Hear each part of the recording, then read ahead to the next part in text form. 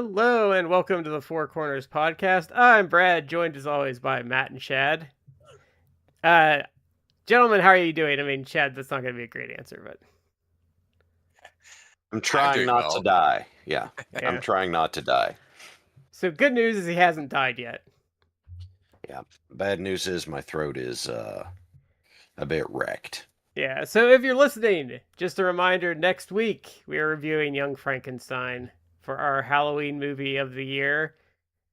Shad and I have seen this quite a number of times, and then Matt has seen it once or twice. So it'll be an interesting I discussion. think I've always seen it I think I've seen it once and maybe like when I was like in college. So it's gonna be new to me basically because I don't really remember It's the movie. So it's strongly based because for some reason of the Universal monster movies, like Son of Frankenstein was never on TV a lot, but that's the one it's like strongly based on. And they have like the original set and everything that they're using. So we're doing something a little different. We do some beginner wrestling stuff sometimes. Last year we had on newer fans. Yeah. That were friends of Shad.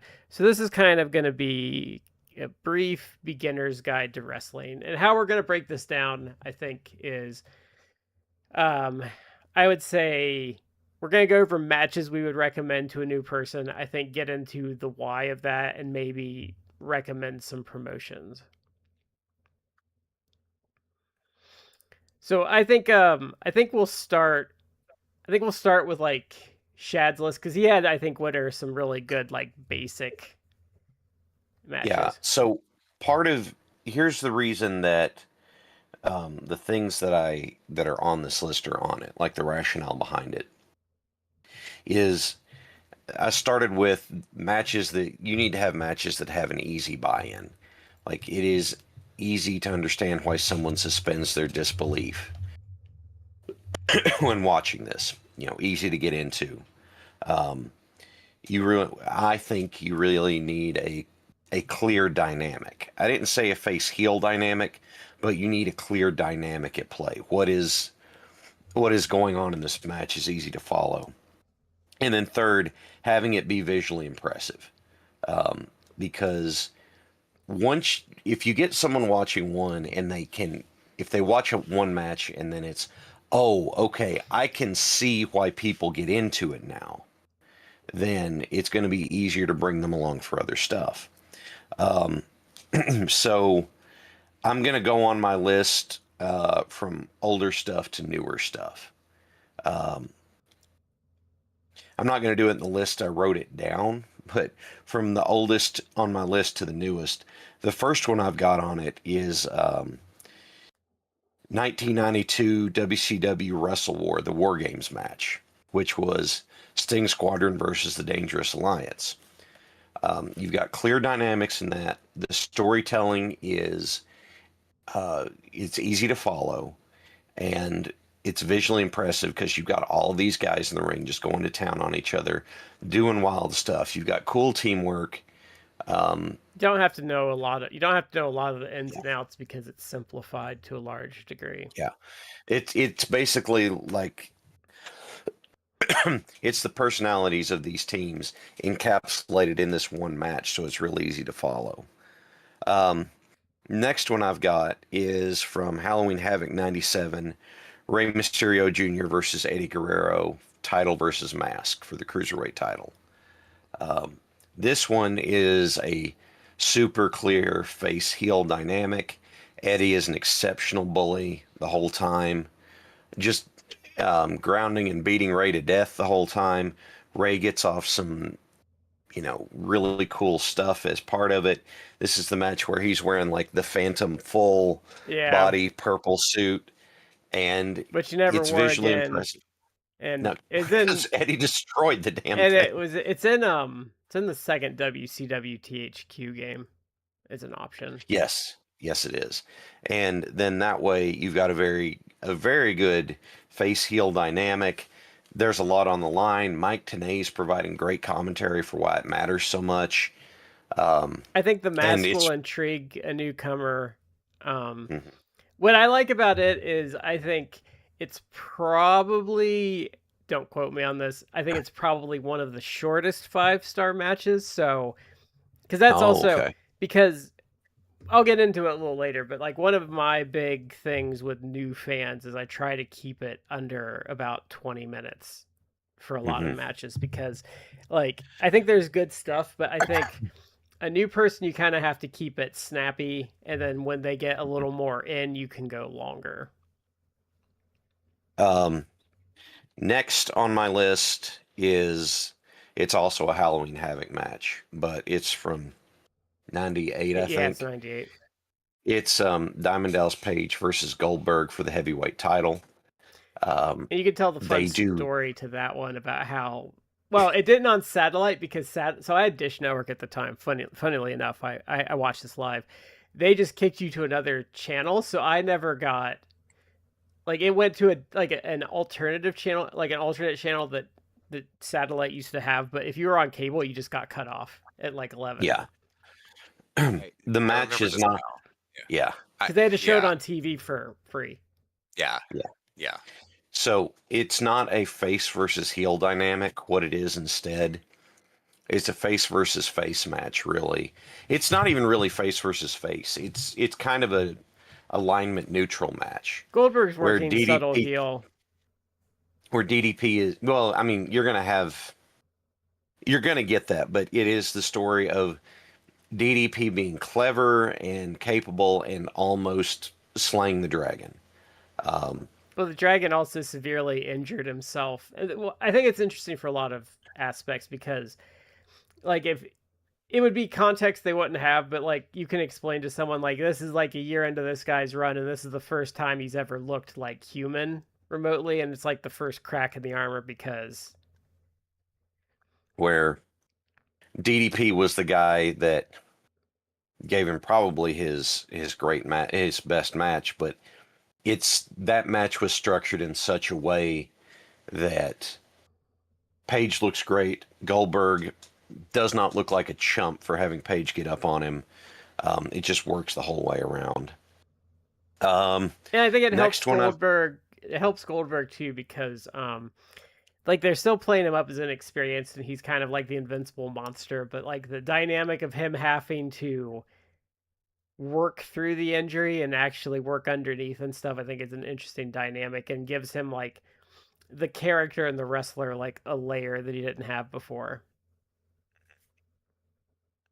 um, okay, now I doubt we have any folks who watch that would fall in this category, but if you're an AEW hater, well, sorry, here we go.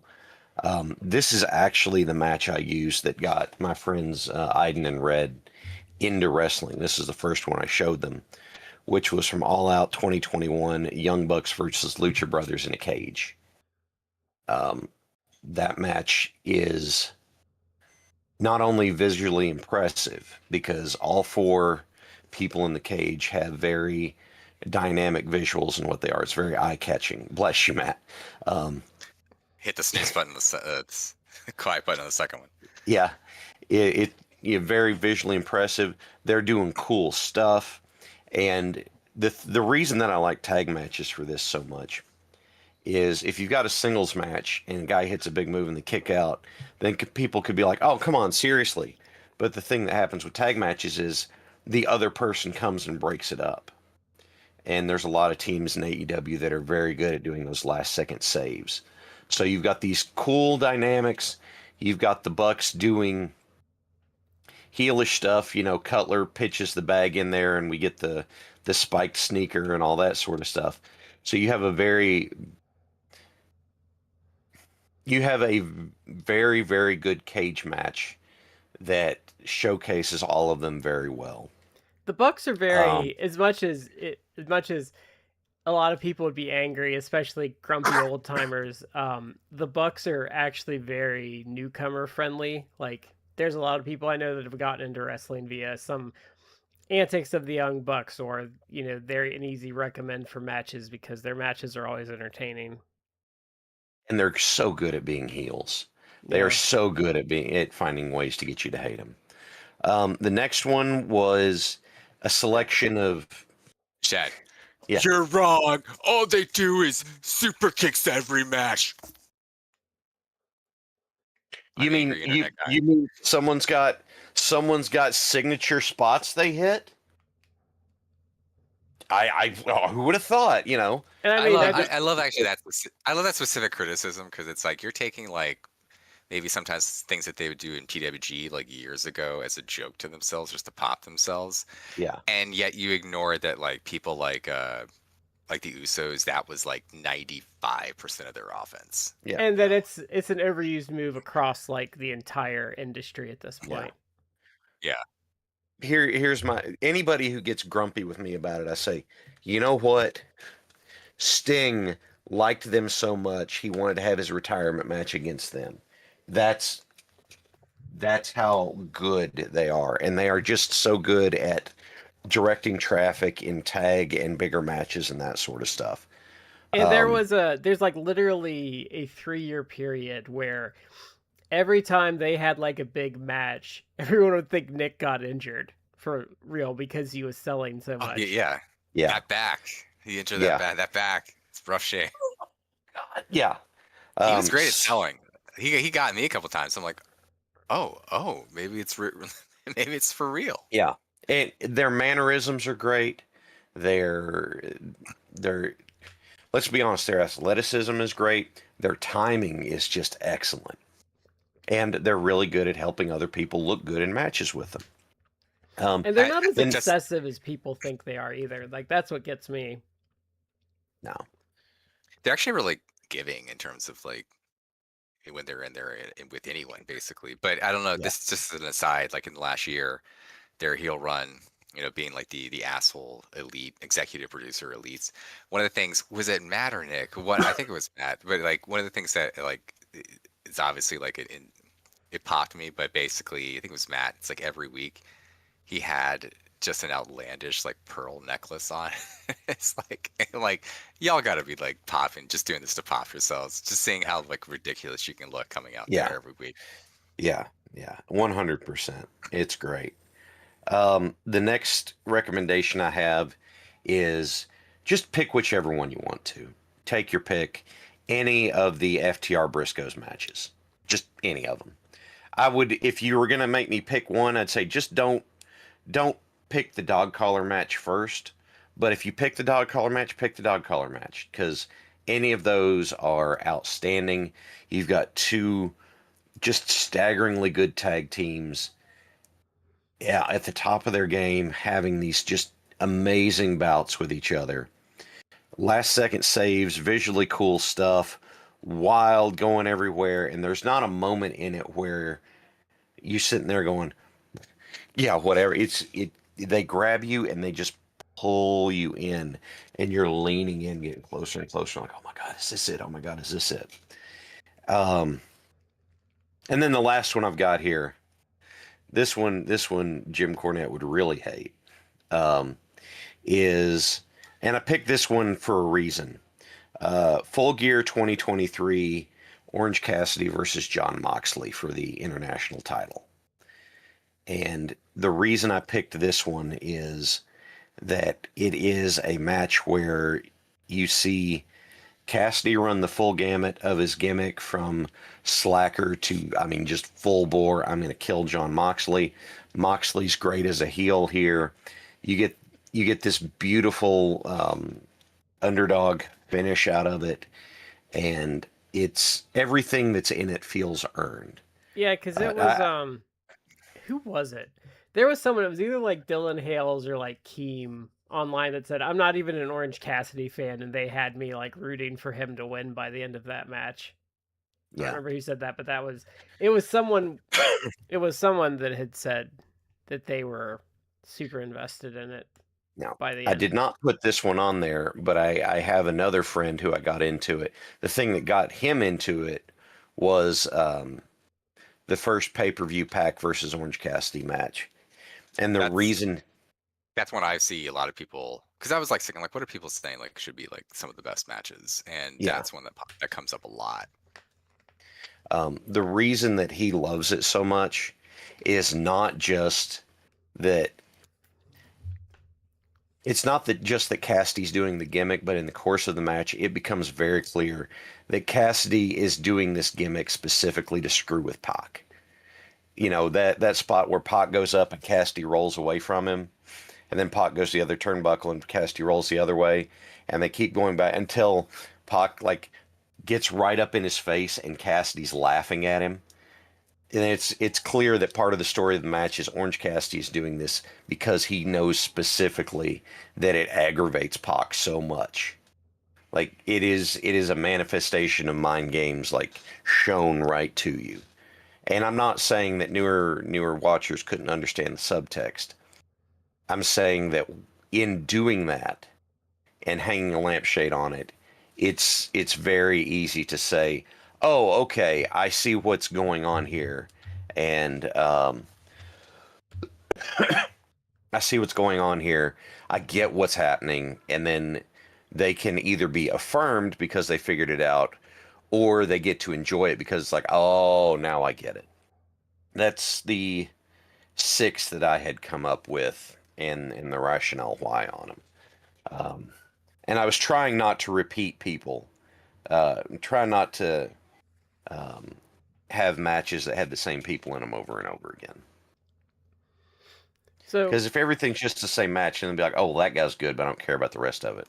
yeah, Saray Eddie is one I've used in the past. Steamboat and Savage from WrestleMania 3, I think, is a good intro match. I think the WrestleMania Austin Hart match, I think, is a good introductory one if they can handle the blood. One? Hmm? Which one? The I Quit match. Oh yeah. Because you have the double turn in there. I think that's a really great match. I think they're good foils for each other. It really establishes like the Austin character really well. But then there's a lot of blood too. What else would I recommend? Because like I said, I try to keep it. I try to keep the Tully Magnum I Quit cage match. I think is short, and that's an interesting one to like show people. The ones I've got on here, I think mostly they hover around the 20-minute mark. So not too long, but not too long that people get out of it, but long enough that you can enjoy going on the ride. Yeah, because I think I did that. I'll be honest, I did that by accident. no, I've always intentionally like kept my stuff capped because I don't think like there's like good stuff, but like I don't think showing someone like a 35-minute match is going to necessarily captivate them without some previous buy-in. Yeah, you gotta have the hook set already And to and I get think you that. kind of it depends on like the person, which I'd recommend too, like because there's different things I would recommend for different people. Um, like I think I don't think I like modern WWE. There's not a lot I'd recommend from like modern WWE. I think there's some good stuff from like the 90s, maybe up to like 2015. I could find stuff to show them if they really want like WWE stuff. But I think past that, it starts dropping off for me of things I would be willing to show someone. Maybe some matches, but like, I don't have much in the way of whole events that I show to people. no. Um, I it's go ahead, Matt. I would refrain from probably showing them like a whole event because it's like that's one like what show is out there that's not going to be like have most of these show it's going to have a ton of different things necessarily. So it's like you're going to confuse them all, and I don't know that there's probably some that you could tell them like Clash One for example, like that might be one that has a lot of good matches on it. And it's Like shorter. two matches are that are at least yeah, it's 2 hours. Like there's two matches that are like 4 star and up. No, there's three on that So one. it's yeah, Because there's at least I think there's a third one. yeah, because there's fantastic midnights are on that. Yeah. Wyndham and Luger versus Arn and Tully's on that, and then Mm, Sting and Flair's on that one. yeah. But I think But I don't know that I would recommend like just a full show right I out the don't gate. But I don't think I'd recommend a new person Sting and Flair though, because it's long, and I think the nuances of that match might not land yeah, with the person as much. yeah. I actually, I did a I Because did a list of 6 matches, if you were gonna say and like I show someone go, a Ric Flair match that's 45 minutes, I'd probably do the worldwide match with Wyndham, because at least that one is go go go go go, and I think that would keep someone's attention because it's tenser than the Flair Sting one. yeah. Uh, I chose 6 matches, and I didn't even include any Flair in them. And there's a ton of matches that are legit great matches by Flair. I mean, there's a reason why many people consider him the best of all time, or he's in the discussion. But I feel like there's things like about Flair and his character and even his work that you really kind of have to work your way to understand. And I think he So poisons the well a little too bit, because you can't spoil him too hard right off the mm, bat. And I think if you like gave someone like a Ric Flair comp, you're gonna ruin them, because then they're gonna like no one's gonna like have that. And like you said, I think his character, you need promos and stuff with Flair. Like you really kind of have to give them a stage for Flair. yeah. Did you have others when you want to mention, Brad? No, That was like an I was just going on the Flair thing, because I think it's an oh, interesting okay. question of like how you would bring Flair, like the Flair character, and because I think he's different than like Randy Savage. Like Randy Savage, well, they're gonna have a everyone knows who Randy Savage is, so I think that kind of is why he's an easy upfront intro. Well, yeah, yeah. Well, that's for my list. Like I chose 6 matches, some from the modern era, some more classic. Uh, but the ones I picked, I'll go chronological. Obviously, considered one of the best, maybe one of the best WWE matches of all time, WWF, WWE, but one of the best Mania matches, Savage Steamboat from WrestleMania 3. Um, obviously, are we going to talk about them or briefly, or just going to talk about it more in depth?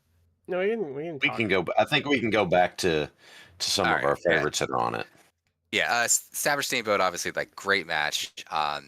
And they, when I first saw this match, like I didn't have all the backstory. Like they did like a video package, and I internally cringe a little at that, because obviously in a modern era, that's like a criticism that's sort of AEW. It's like, where's the video package? Because the people in the WWE nowadays rely too much on that bullshit Well, it was stuff. But 87 too, so like it's not like because where it's different now versus 87 is you mhm, can just go on the internet and look the shit up now, so you can get your yeah, backstory on your phone while you're watching. And back then, yeah, like if you're just going over to your friend's house because you heard about Hogan and Andre, like you might not have the context, you might have missed that episode.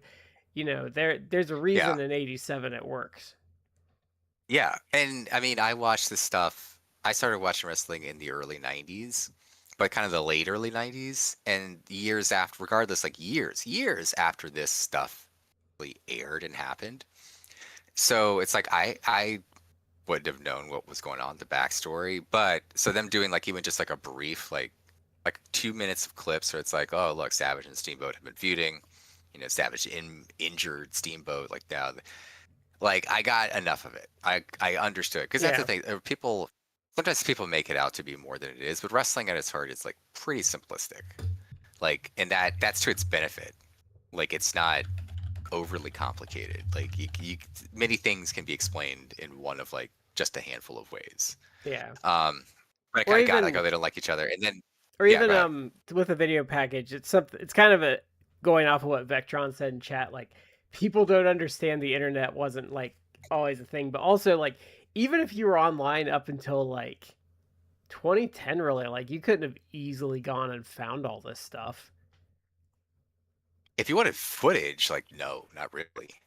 Like you could have like reading through like Yeah, Google or things like that. Like you could have textually like understood, because people would have explained it or given you backstory, or message boards would have told you. But Like you wouldn't necessarily been able to track down the footage unless you found a guy you had a tape trade with or buy the tapes or whatever. And that would have cost you an So arm yeah, and a leg.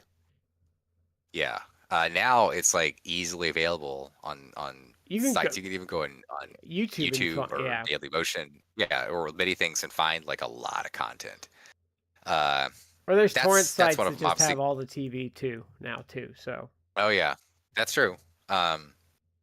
Savage Steamboat, that's the first one. The second one, also from a WrestleMania. And I'll quote this because again, nowadays the WWE style has become just like, bullshit melodrama and,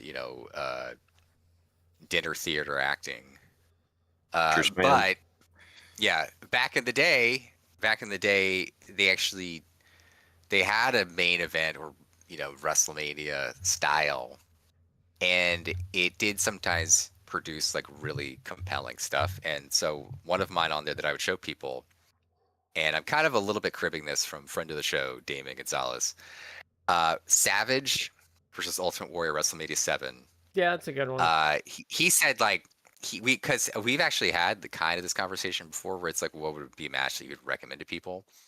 And that he's like Savage Warrior from Mania 7. And it's like, because it does, and I thought about that. I've thought about that over time. And I'm like, he's kind of right. Like that actually is in some many ways a perfect It's a encapsulation of like the WrestleMania WWE style, but it also tells a really interesting story of two men who just absolutely hate each other, and one man is putting it all on the line because he's gonna if he loses, he's done, he's retiring, and the other man, just hates him and everything. And Ultimate Warrior was kind of like a character for majority of his WWF career and really afterwards. But anyway, like there's a moment in there when he pins Savage, he just like puts his like foot on him, and like well, there's just a level of contempt on no, that him, and it's like it's intense, and it's like it's a complexity that you did not even see. The storytelling in this is actually fantastic. But there's actually a what were moment you gonna say before about it? that though.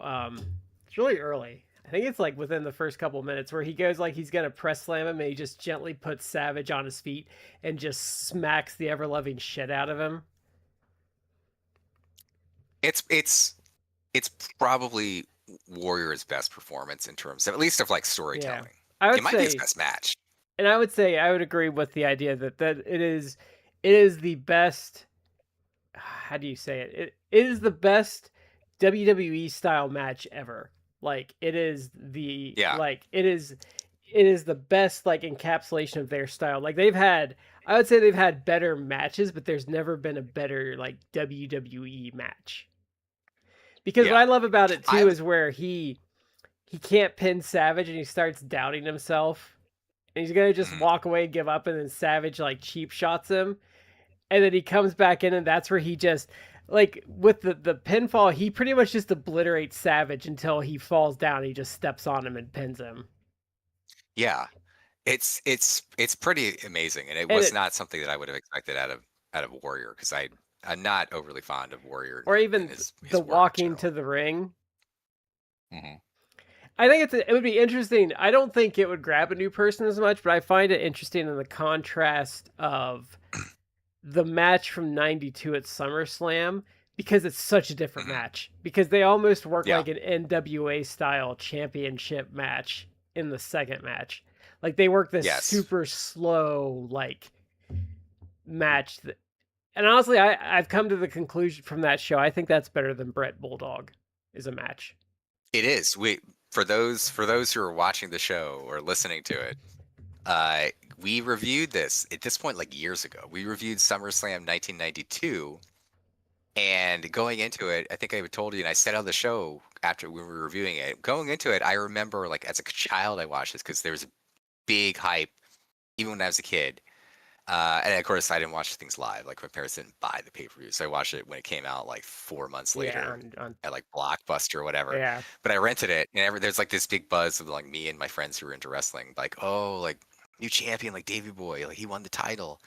And I watched it, and I remember like loving the Bret Hart Davey Boy match. And I was not as big on Savage Warrior. And then we watched it now as adults a while back, I was like, it's almost disappointing because it's like Bret Hart and Davey Boy, like especially as an experienced wrestling fan. I've never stepped foot in the ring, unlike Shad, but I've seen enough wrestling that I could be like, oh, look, there and there and there. Like you can see all the parts where Bret is carrying the match and just leading Davey Boy through it, and it like detracted the match from me. It's It's like remarkable. I still thought it. It's a You go ahead. remarkable. I'm like, it's a remarkable match because it's literally one human being carrying another human being. Mhm. It's almost useless to a really good match. But I think Brett did detract from it a little bit because my frustration with him was he didn't he didn't go with the crowd. He should have like subtly gone heel. He should have started doing like the forearm shivers, like when he pins the guy, like Regal would do, like just get your forearm in there and like Just yeah, and the bridge of the nose, maybe like yeah. yeah, a little extra no, like when he pins him, like how those heels will sometimes like take their arm and like shove their head to the side while they're trying to pin him, like doing little Yeah. little stuff like that like might not necessarily, like if you're watching at home, it might not necessarily like strike you as working heel. Maybe change your body language a little bit. So it's just little Mhm. things that like when you'll see Liger do this sometimes, but I was frustrated with that. And but it's a really good match. Like I still think it's like a 3 and 3/4 star match, but like Davy Boy's useless Because in it. yeah, because Brett is that damn good. Yeah. Like it's still a 3+ star match. But when we reviewed it, I was like, I loved Savage Warrior more. I would have given that. We don't really do star ratings, but I would give it like 4 stars, I give it maybe four and a more. half. But it's a legit at least 4 star match. It's The, in like a great match. it's like the thing with Savage and Warrior. I'm gonna be really dumb with this. Like I think why it struck me better as an older, more experienced fan is like Savage Warrior 2 was like a connoisseur's match. Like that is Mm, like that little indie movie that like film snobs like. So it's not something I think like you as a kid would like probably not react well, but like as an experienced fan that's seen everything, you're just like, oh, I like that. I like that. Oh, I like the callback to that. Like, so I would call it like a connoisseur's match. It's not like, I don't even think like a new fan would hate it, but I don't think they would like it as much as like someone. that and this is something we talked about on the show. Like there's many things that we've seen on the show through the show because of the show that has really broadened my perspective and gave me a new appreciation for things. Many things. The one example I'll use right now, funny example, I guess, but Kamala, Ugandan giant Kamala. Like, I can't tell you necessarily like, here's a list of great Kamala matches. Like, there's not many great Kamala matches. But through the show, I've been like, I'm a kind of a Kamala fan, and the reason why is because I've seen enough of his stuff in different contexts that I can be like, and because of the experience as a wrestling fan, I've been like, oh, I like Kamala because like his matches were great, but he played the gimmick really well, and you could see in the matches he's doing, you can see all the things he's doing to make his opponent look good and be light with his opponent, not beat up his opponent, sell things well to the point where even like earlier this year and everything, we were watching USWA stuff from 1992. And I'm like, damn, I kind of want to see some of these like Kamala Coco Beware matches because it's like they sold it well. The promoter did his job, but Kamala also too. Like Kamala's like, showing like weird range. Like he's not like cutting promos and stuff, but he's showing like, the fired up Kamala that he's throwing like begging off nervous Kamala, like Well, tentative. It's like, yeah. but I think it's an underrated segment with the Moondogs, which you couldn't. You need Mm. context for this, but how they had set the Moondogs up like as these monsters, and they piss Kamala off, and he comes out and he just wrecks all like, and it's even like badass Kamala's not something you see, but it's like, oh, they just pissed off a bigger monster, and I mean he just wrecks them hardcore. Yeah, but that's awesome too. And like in context, I know that it's the kayfabe world of wrestling. It's like you're supposed to suspend disbelief, but it's like, of course, this makes perfectly logical sense. A big Ugandan giant monster. Yeah, you're gonna piss him off. He should go. The guy who like for like a decade plus was sold like coming to this territory and like he's gonna trash everyone until your big white meat babyface, main event star is gonna come in there and finally vanquish him. Like, yeah, of course he's gonna go in there. You piss him off if they're heels, he's gonna absolutely destroy them because that's his role. But you don't see that with him doing that to other heels. Like it was awesome. But yeah, that's an example through the show. Weird example of Kamala, but it's like, yeah, you've grown to, as a connoisseur of wrestling, you grow to appreciate things that you ordinarily wouldn't appreciate. So Kamala is one of those, but yeah, Savage Warrior from SummerSlam 1992. Sorry, is one of them.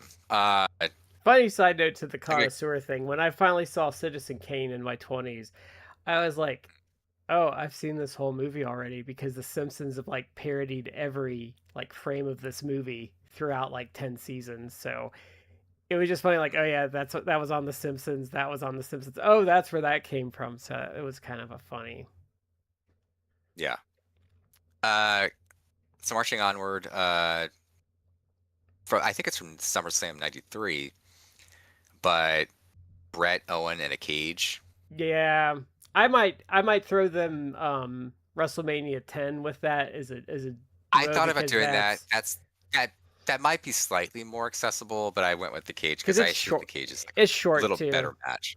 It's short too because that one's only like, I think the Mania 10 one's only like 10 or 12 minutes.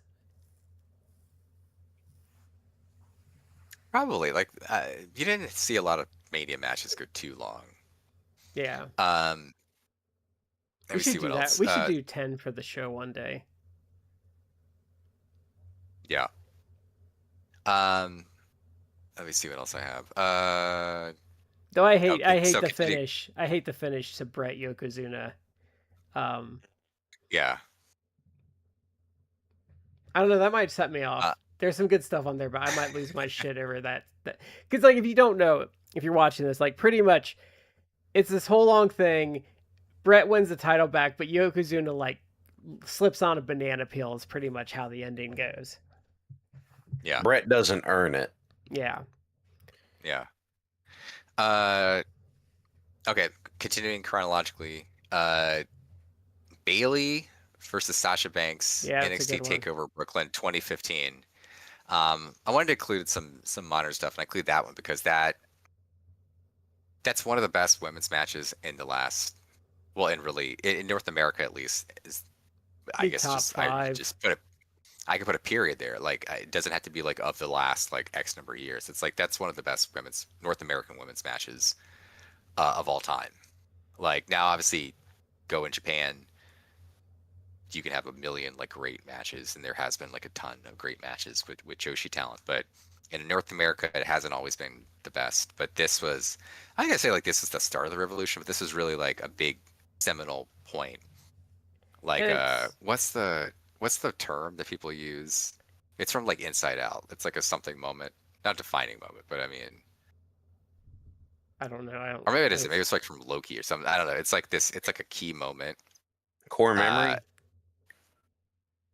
No, I don't think that may be from Inside Out. That's a core. But there's one that's like, I think it's the same. You had the wave like that guy. Yeah, it's like it's something that's very defining. That really showed open people's eyes, at least in North America, that it's like, oh wow, women's wrestling can be not just good but great, and actually some of the best wrestling of all time. And I think it really did open a lot of doors. It's a rare feel-good moment in wrestling, which are few and far between, especially in the modern era. Their characters are pretty like easy to get right off the bat. Like, even just their entrances kind of establish their characters really well. So I think that's a really good choice. And answer my question of I was having in my head of like, what modern WWE thing would I recommend to someone, and that would be it. Yeah, I mean, for me, it would be really, I would go back a few years, and it would probably be a lot from NXT. Yeah, I'd say Black like and Gold era, Black and Gold era. Although again, I don't attribute that to Triple H. Yeah, it'd be like, for me from NXT, it'd be stuff like the Sammy Claudio matches. I think would be something I would recommend to a newer fan, because those are pretty good. Yeah.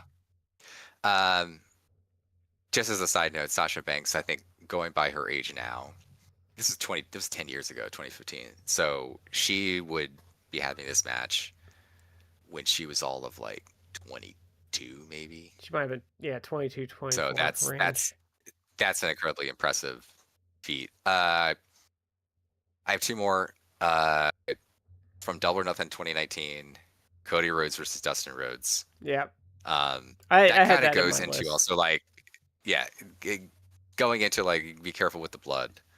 But I think that is an awesome match, and the story it tells is actually really compelling. And you don't need to know it. I suppose it would help, obviously, to have context of them being real life brothers and some of the backstory. But I mean, you wouldn't need like you literally could have seen like a 5 minute or less video They package have before their and kind of YouTube the things high where points. they have their Yeah, YouTube things because Dustin has that really great one he did, and there's that Cody. Is it the Cody one where he has the suit and he's kind of like talking against like the black backdrop before that match? I don't remember the Cody one. I remember the Dustin one very well. Because the Cody yeah, one was talking about how the brother versus brother thing is like a tale as old as time. Like the Cody one's really really good, and I think both of those combined videos is probably like 5 minutes. So yeah.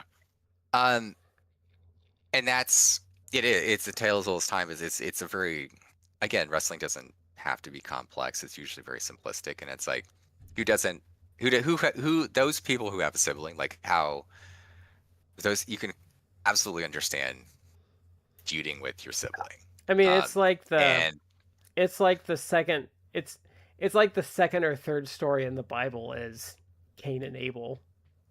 yeah, so I Yeah, mean, it is literally timeless, and yeah, it's easy to digest. I think yeah. I think that's the next story right after they get thrown out of the Garden of Eden is Cain and Abel. So, Yeah, Basically.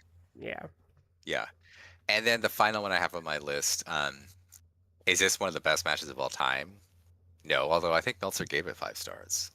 It's just fun and can kind of show you like some of the wacky stuff that can happen, but also really good stuff that AEW can generate. It's the parking lot brawl between Proud of the Powerful and Best Friends of Trent Beretta and Chuck Taylor. I think that's like it's relatively short. I think it's only like 10 minutes Yeah. or so, maybe a little longer. But it's just a wild, crazy brawl with some fun spots and And plunder. what I love So is I love Orange Cassidy coming out of the trunk. yeah, They hit the button to pop the trunk. And there he is. It and the best friend's exit from that one. Yeah, them getting in the did van. as an aside, have you seen? Maybe you, Shad, too. Have you seen like he did it? I haven't seen the interview, but Orange Cassidy did an interview with someone recently, and I've seen clips on Twitter. And one of them was like a dad. I don't know if it wrote to the interviewer or just something, or maybe it was. No, I think it was maybe Orange Cassidy was just telling a story about like a dad. Or the interview, I forget. My memory is bad about this because I just saw a brief like 30-second clip a few days ago, so I didn't like commit it to memory. But the interviewer, which I'm sure was just like she's like a female, maybe it's just a female podcaster or something. But she asked him, basically like the story was like a guy was there, met him at like one of these WrestleCons or something, the AEW show, Orange Cassidy, and the dad kind of intimated it's like, yeah, like I don't really get along with my daughters. Not that they have a bad blood or anything like that. He had two like smaller, younger daughters, but it's more like the typical story of like a dad who's had girls. Like I'm a girl dad, just have girls, and it's like maybe he doesn't connect with them because it's like, well, I'm into wrestling, and that's part of the story. It was like he's into wrestling, and they're not really into wrestling, whatever. But he brought them to the show, and one of the things they're into Orange Cassidy.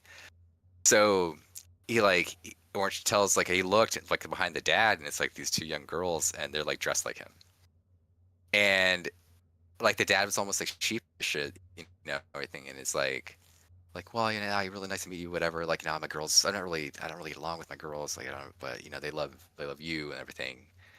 And he was almost like, I'm sorry to bother you with all. And Orange Cassidy basically said like, no, like you need to tell me this. Like, it's like I need to know that I'm making an impact on someone's life, because otherwise, what's the point of this? And I mean, Yeah. that's a really deep way to put it, but it's also like, yeah, if you're working a gimmick, like you, not that you're trying to like the adulation of my fans, whatever, but it's like, yeah, if I'm doing a gimmick and I'm going out there to entertain people, I'd want to know, like, am I entertaining you? And Yeah. if you are telling me like, yeah, like me and my daughters, like as a dad, as a male, I don't necessarily connect with my kids, my female children, but Yeah. through you, we're able to have this like connection. I would be the same way. I'd be like, I need to hear that, because maybe like, I got a list of injuries that I'm running through. It hurts to get up in the morning. You're like Kevin Nash, where it's like it takes me like an hour to like just be Yeah. able to walk normally because of everything.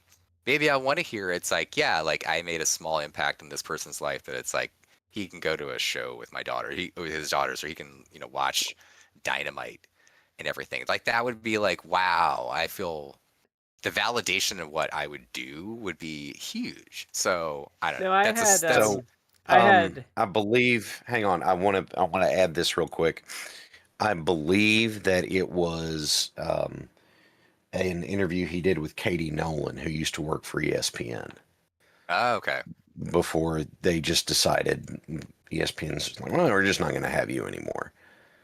Um, yeah, absolutely what it was. So I'm gonna have to find that interview. I want to listen to it. I had someone once sent me a message when I was doing my wrestling promotions on here before, like I just didn't have the energy for it with my life. But someone messaged once like, "Oh yeah, I watch these while I'm getting like dialysis or like my cancer treatment or something." Like, holy shit! Like, and they're like, "Oh yeah, you really helped me get through it." I'm like, "Wow, I did not know that."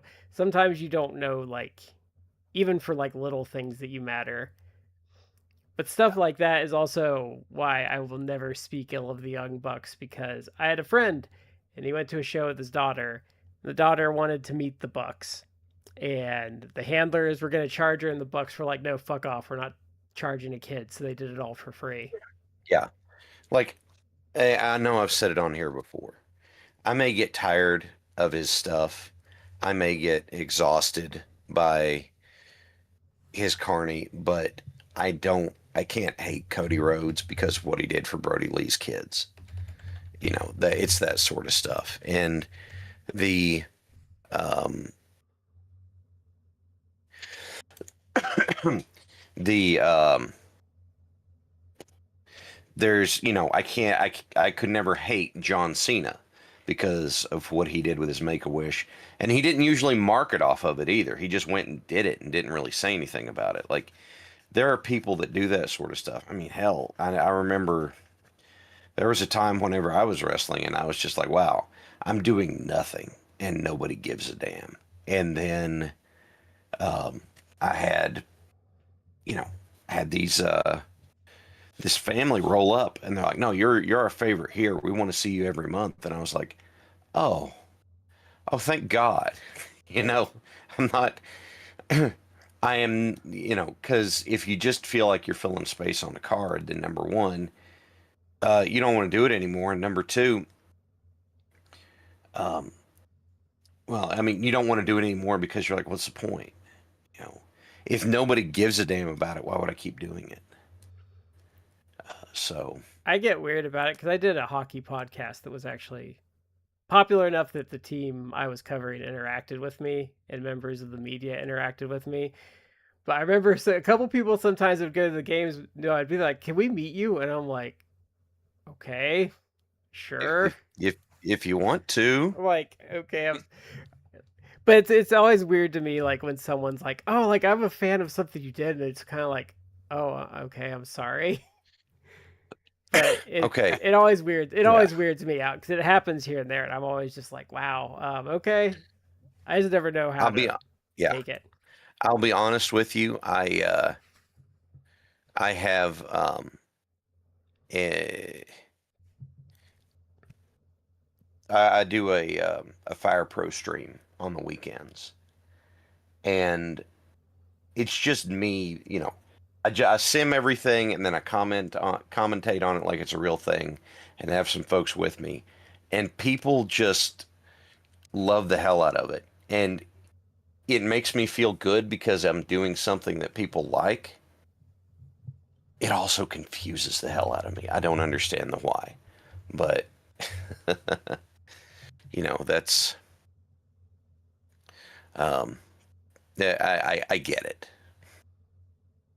I do get it. I looked up Katie Nolan. I'm pretty sure it was her. Yeah.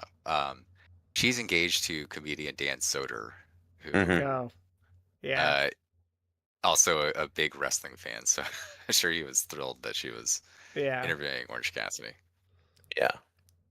So I think it's pretty great. I think another modern one I would throw people would be the Mike Quackenbush Eddie Kingston match from High Noon, because it's we did it on the show a long time ago, but I think it's interesting they keep that one interesting. I think it's shorter.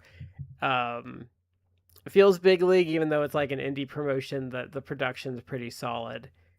Because I think the issue for me when I show people new stuff is I kind of avoid stuff. I avoid Japan and like indies as much as I can because the production value can really turn someone off.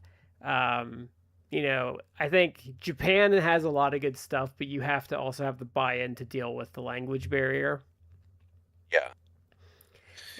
Um, Like I think I I I think I think I would be willing to show someone like CMLL before I would Japan because yes, there is the Spanish language barrier, but there's like a lot to latch on to. yeah. Um, uh, the Eddie Kingston versus Quackenbush also has the benefit of Eddie's just staggeringly good promo leading into it.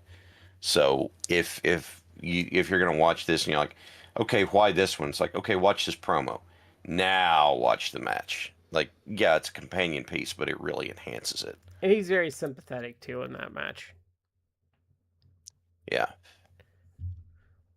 Just have to explain that. Yeah, the this is what wrestlers used to wear because it's very it's like well it's 12 years ago now, and it's back when even good attire was kind of bad looking. It's very of the time. Yeah, Yeah.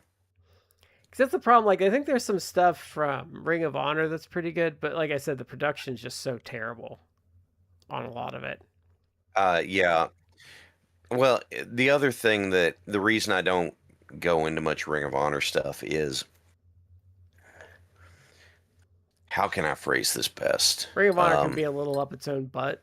Is that Yeah, it I was going to use the phrase Ring of Honor can get rather self-masturbatory um, in the way it does some stuff. So, AEW used to be worse about it too, but they've kind of throttled that back a bit. they've gotten Um, better? I would say the last year and a half with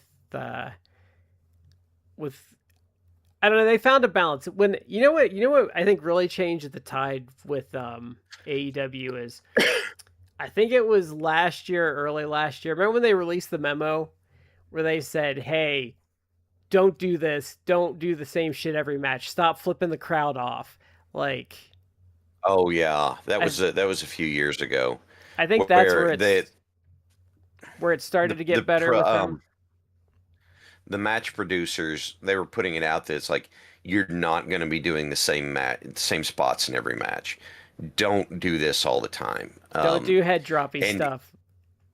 yeah, and it was really good because by not letting everybody flip off the crowd or do poison ranas and that sort of stuff, now people had to the restriction made them grow. Yeah. Um, I'm not I'm not always going to say that that's the best thing because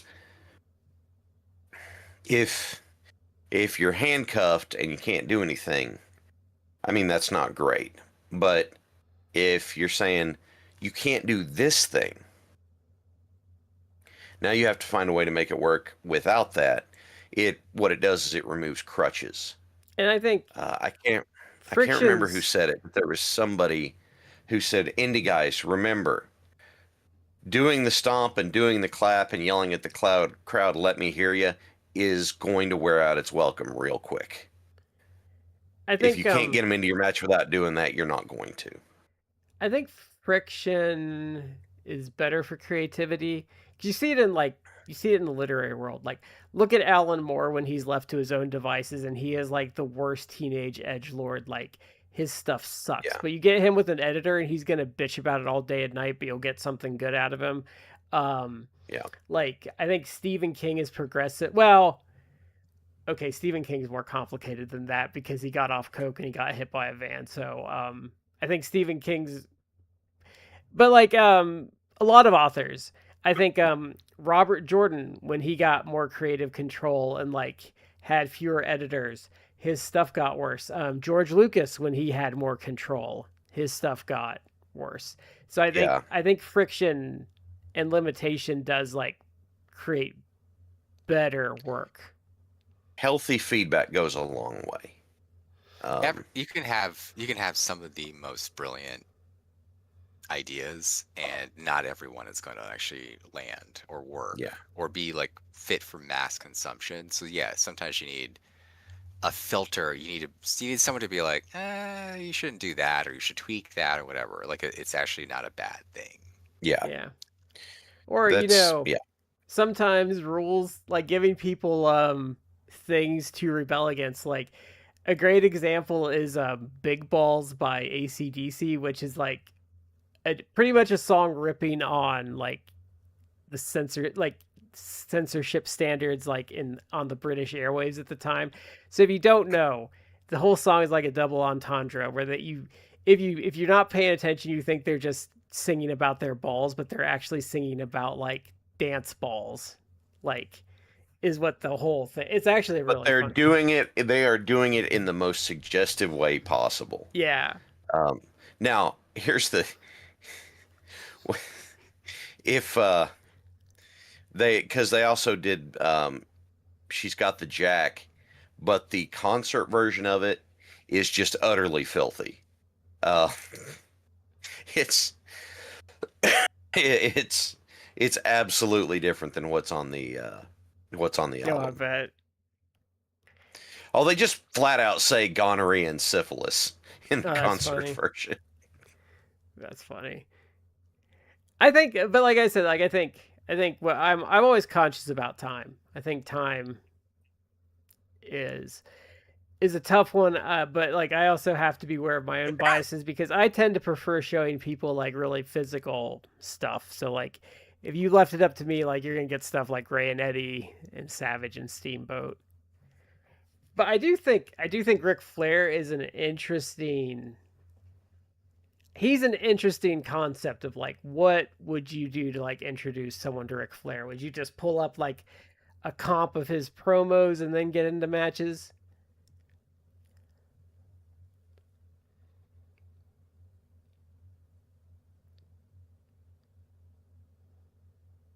So if I was going to get someone into Ric Flair, I would not go to one of the big ones first. I would say if you want to get into Ric Flair, then I need for you to get into one of the ones that's a little more run of the mill, because I think to really appreciate Flair, you have to see his tropes played straight. And then in the big matches, then you see he starts subverting them or playing with them. And so you can say, and I mean, hell, I've said it, Ric Flair's matches have typically followed a very specific formula.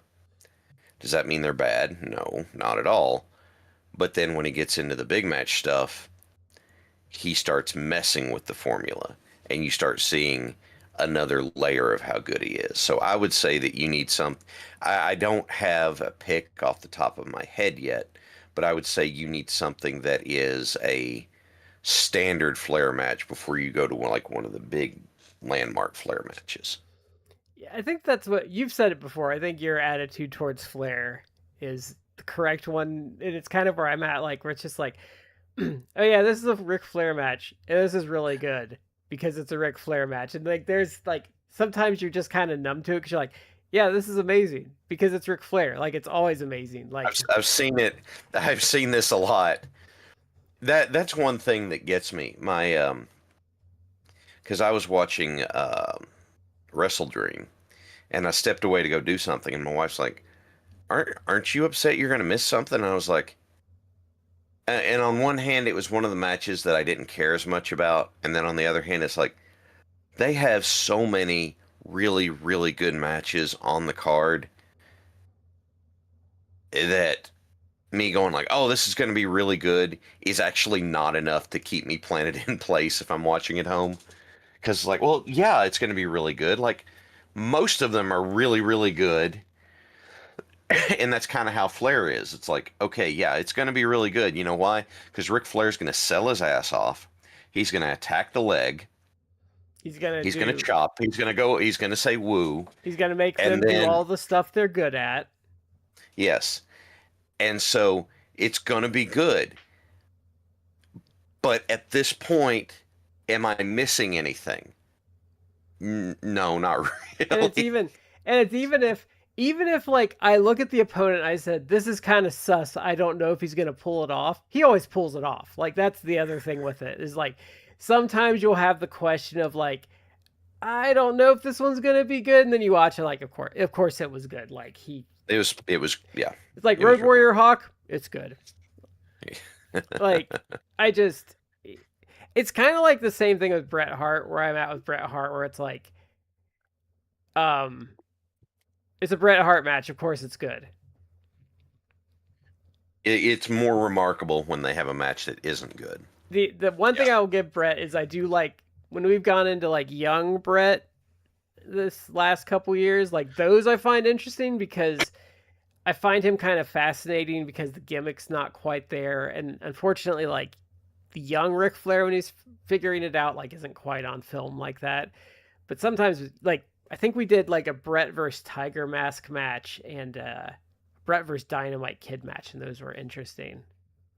But then we watched the Dynamite Kid match. I was kind of like, oh, we watched this for Dynamite Kid, and I kind of like just wanted to talk about Bret Hart. Yeah, it is interesting because you could see like what he would become. But yeah, you're right. Like all the pieces weren't quite there yet. He's still figuring it out. But it is fascinating because you're actually watching the process of how he came to be who he was. Yeah. Now I'll go into this. So let's say you were going to suggest a promotion to someone that maybe were like, I just want to watch a promotion. Like, and it can be any promotion. Like it's kind of like the Desert Island one, but like, so if someone came to me and like, well, I just want a promotion I can watch that like has a lot of stuff out there. It is easy to watch. Like I would probably say Memphis just because like okay Memphis is always going to throw something goofy at you like it's a weekly promotion so things kind of move along. um the stories are pretty complex, it's never dull. Like Lance Russell is a great host for the show. I am. Go ahead, Matt. I'm sorry, Shad. I started to talk right before you were gonna voice your thought. I just said to this one point. I don't know if he's. I think you saw it, Brad. I posted. Yeah. Someone had a thought a couple I days ago. replied to Lance him. Russell. Yeah, Lance Russell is basically view Memphis as basically like the Muppet Show. And Lance Russell is like Kermit, just trying to get these like crazy lunatics to just get together and put out a show. I heard and like that's Lance Russell, yeah. I heard Johnny Sorrow from PWO say that on a podcast like probably 10 plus years ago now, and it's so true. Yeah. If you watch Memphis with that attitude, and I think it's affected how we watch it. Like it's so entertaining if you look at Lance's like Kermit the Frog. Even going back to another match we've reviewed for the show, but the Jerry Lawler Terry Funk like empty arena match where Terry just comes in and he's like, yeah, that's right, because Jerry Lawler's, he's goddamn coward. He's come here. And it's like, come on. And Lance Russell's just so upset. It's like, come on, Terry. You can't use that. You can't use that. We can't air it if you use that language. Yeah, we can't use it. Come on. Yeah, you're right. The chain smoking. The best is like they're not. All right. Well, they're not here yet. So he just rips the heater. He's just like, I'm like, oh, thank you, here. just chain smoking, and meanwhile he's worried about Terry Funk using like GD, and Yeah. it's like, I, okay, I like, love I love that when right. Lawler, they're like, "Oh, I think Lawler just got here." He goes, "I just lit a cigarette, damn it," and he just flips the whole thing off. I love if you're going back to Memphis though, and it is, I think it is a promo I would show a new person. But when we did the Savage show, and it's him and Lanny Poffo, and um, Lanny's talking about hedonism with the Rock Mm, and Roll Express, and then Savage just starts beating himself in the head with a chair. mm, That's such a great Yeah, promo where he's just got the sword. He's like, it's decadent filth. mhm, that's a great line. Yeah. Um, the difficulty that I have and I'm going to be real honest, the difficulty I have with Memphis is that there are plot lines that just never come to an end. Like I know I griped about it the last time we did one, USWA one, but it's like the Moondogs thing. God, it feels like it's been going on for so long, and I'm just like, I'm wore out on it. The thing that if I want to give someone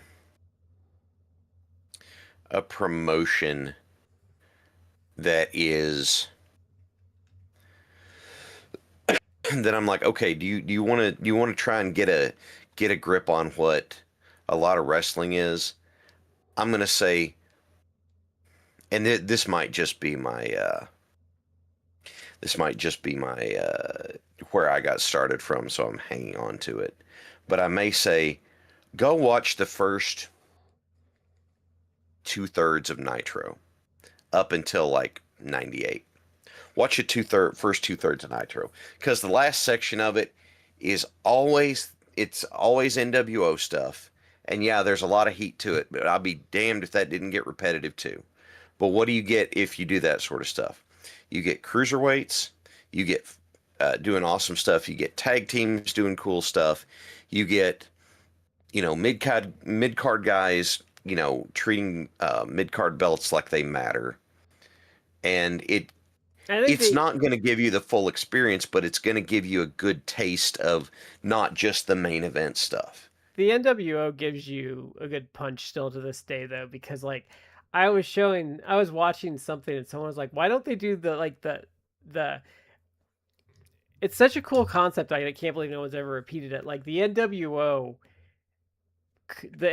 promos where they were doing it like they were buying advertising on the channel just to talk about Hmm. how great they were, like those propaganda videos they were doing. Like no one's ever done that again, and someone saw those for the first time. I was like, why doesn't wrestling do anything that cool anymore? Yeah, it's. I was trying to avoid it getting samey, for the same reason I was griping about the And I Moondogs. think I think I think NWO Hogan would really subvert someone that like knows of Hogan, because like honestly like NWO Hogan is like a fascinating creature on the promo front, because That's He's a magnificent blowhard. he's like, and I think it would still hold up now, like he's actually kind of cool, which is a rarity in wrestling. Hmm. Like he actually had Yeah. his like finger on the pulse of something at the time. um I keep bumping my nose on my windscreen. I don't know why I'm doing that tonight. um So yeah, okay. I'm gonna say Nitro up through about 98, into 98 would be about Goldberg winning the title. like I said, prior to the Starcade where Goldberg lost the title, because It gets bad that real was quick though in that like was August, horseshit. and like in August and September it starts getting pretty bad. That's the marker in my head was that DDP Goldberg Halloween Havoc match Yeah, because was kind of a good marker for it. I would bail them out before Nash beats Wrath. That's a good God, that didn't need to happen. He just absolutely killed Wrath's, kind of slow push there because Yeah, yeah, that was crap. That was crap. I think what are some other years? 97 WWE would be an interesting one to Hmm. use.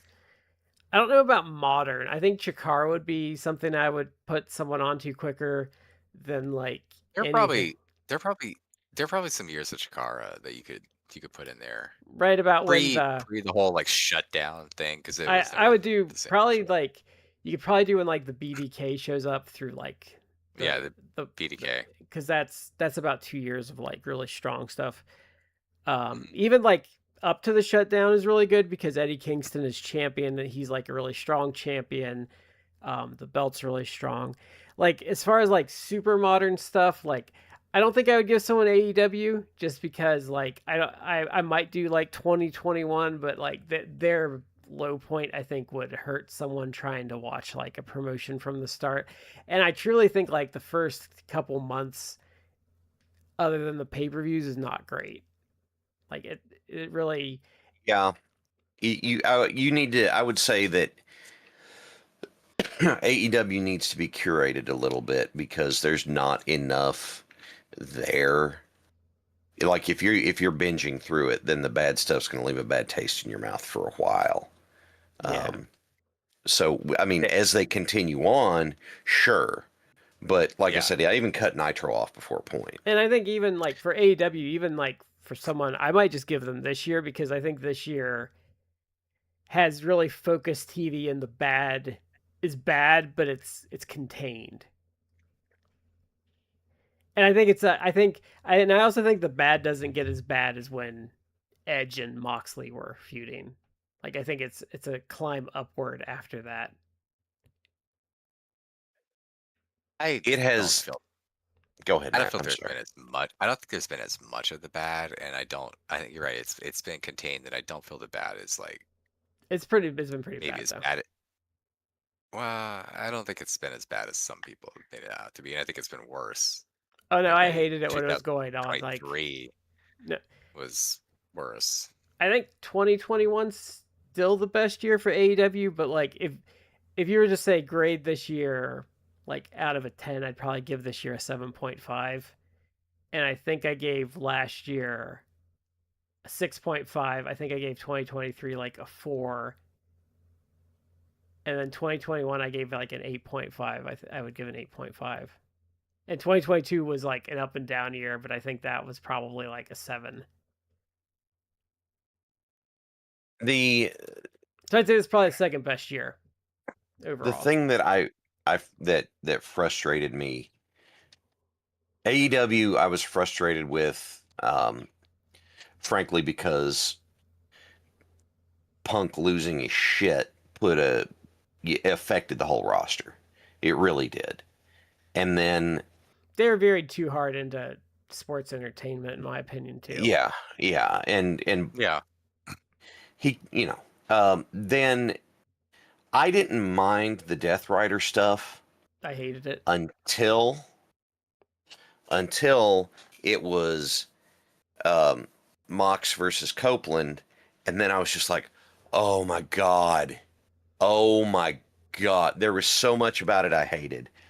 It it got to the point like the all Metal Linguist by Alter Bridge is my favorite entrance music of all time because I just think it's so hype, it sounds so good, all that sort of stuff. And it was getting to a point where I'm like, oh god, there it is.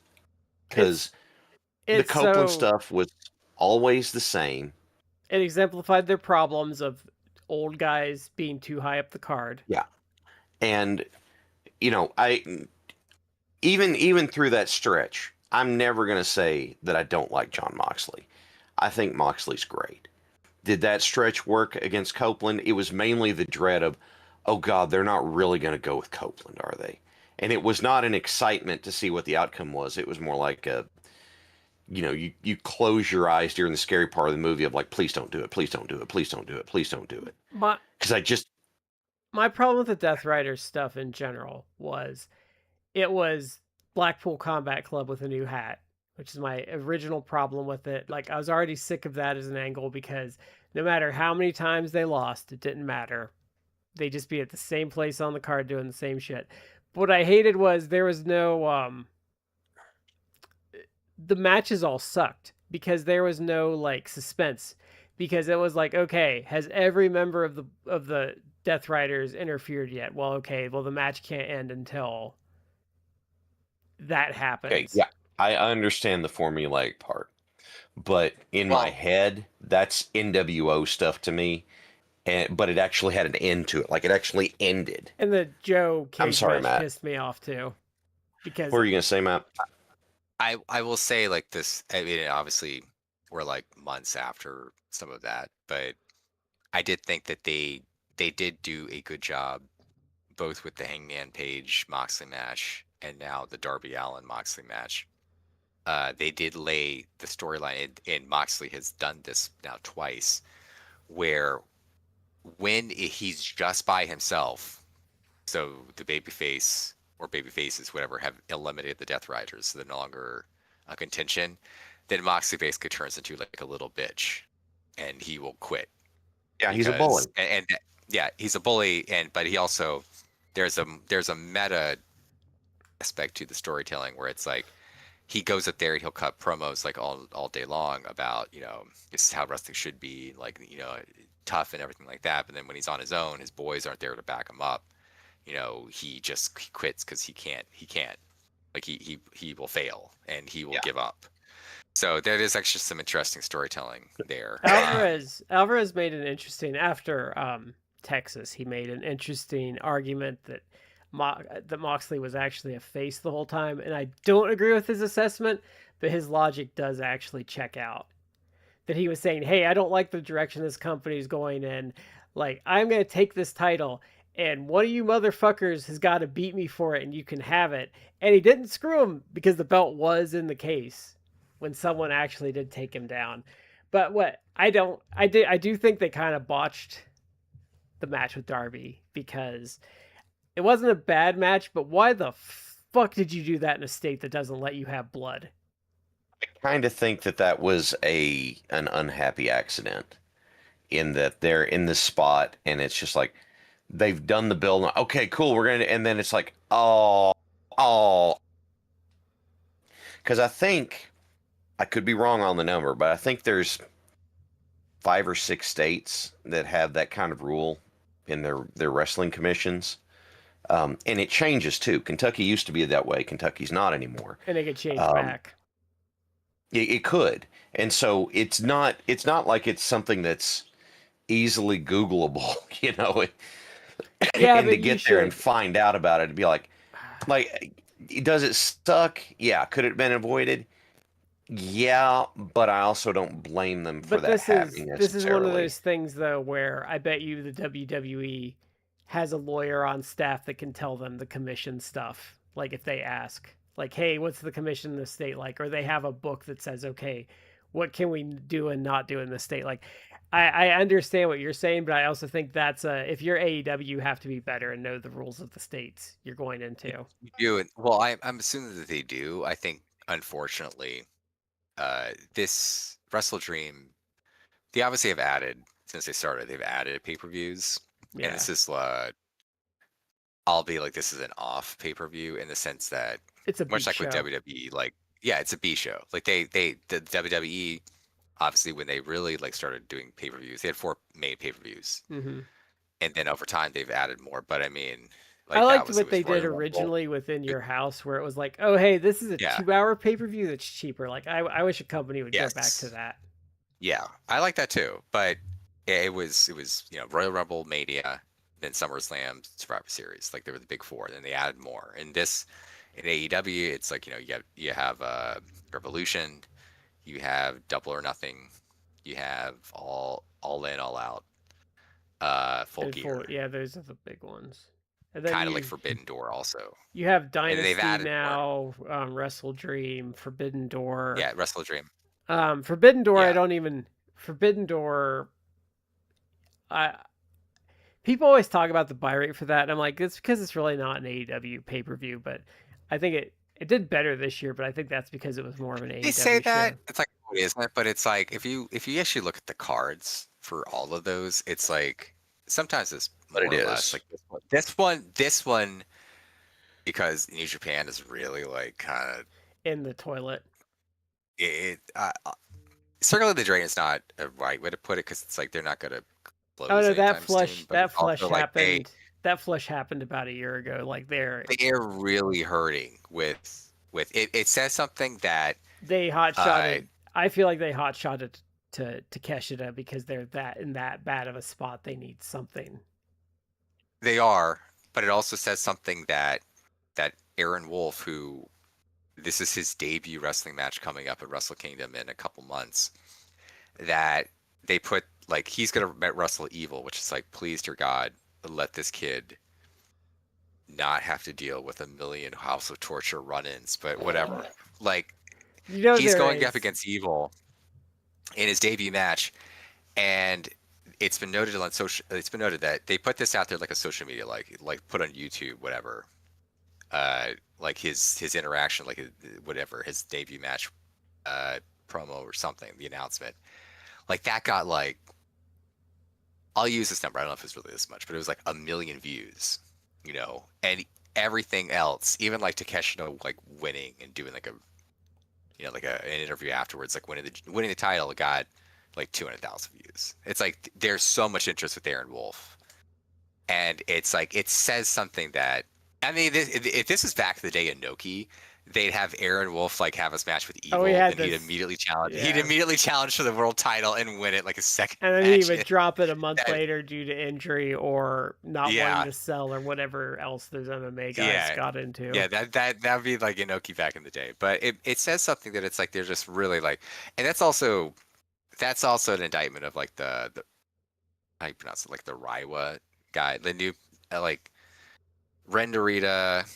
Yuya Mura, like all those Yeah. guys, like Yoda Suji, like they just haven't panned out. And They all have. They even all guys have. who tried with like they tried with Sonata, and I think he's a good worker, like no personality really. But I mean, He like bombed they've so tried, hard. and it just has. Even with Yeah, but Evil, my they point is, tried. Like they've tried. They've Yeah. tried. yeah, And- tried. But I'm digressing. Go ahead. So let me finish your thought. Well, I was gonna say like the problem with all their young guys is they kept them down too long, but also I just hit my nose again. I don't know what the fuck I'm doing tonight. Okay, they all have some flaw to them that doesn't like. That's the problem. Like I've said before, I've made the argument like these guys are in developmental too long. But it's not like, oh, they kept them in developmental too long. Because like if it was just like they were great, but it's like people just thought them like they didn't believe them or hype them up because it's like, well, whatever. They're in developmental for like 10 years. But they're good. Like if they're good, they didn't have like some flaw, then it's like that's an audience problem. They're not buying into these guys even though Yeah. they're good. Yeah. But there is something off with them. It's So not it's like they're not ready. and it's like they're good, but their flaws like they're all flawed in like a way that will keep them from ever being a star. Like, okay, this guy just does not have charisma, but he's good enough in the ring. But this guy is like kind of good enough in the ring. He does have charisma, but like for some reason he has charisma, but he's just not a main eventer, even with the charisma. It's Because yeah, Yoda Suji's like that. Like Yoda Suji, when you look at him, you're like, okay, he should work. He should work, but there's just something he doesn't have. Like he does not He's have got the it a factor. great look. He's got some charisma. He's not a bad worker, but there's just something. It's like he doesn't make it. To put a frame of reference for Shad, it's like pick these guys. Like picture him in the same wheelhouse as like Jack Perry and Sammy Guevara and some other like very notable like AEW guys.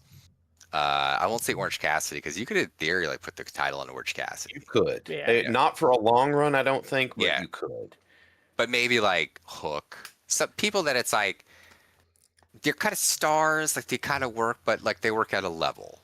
And I don't know that they can Hook- respond to that level. And Hook there's would other be a guys good- in AEW that it's like Jack Perry's like maybe a good analog to Yoda Suji. It's like he's a good, but I actually think Jack Perry's probably a better worker than Yoda Suji. But whatever. I think like, Hook's a good they're good example workers. because They're kind of over. But it's like, would you put the title on Jack Perry? I'd be like, I think Hook's a I great don't know that I example. would do that. Hook's a great example Who? because Hook. Yeah. Because Hook has charisma, and he's a pretty good worker for his experience level, and I think he's gotten better.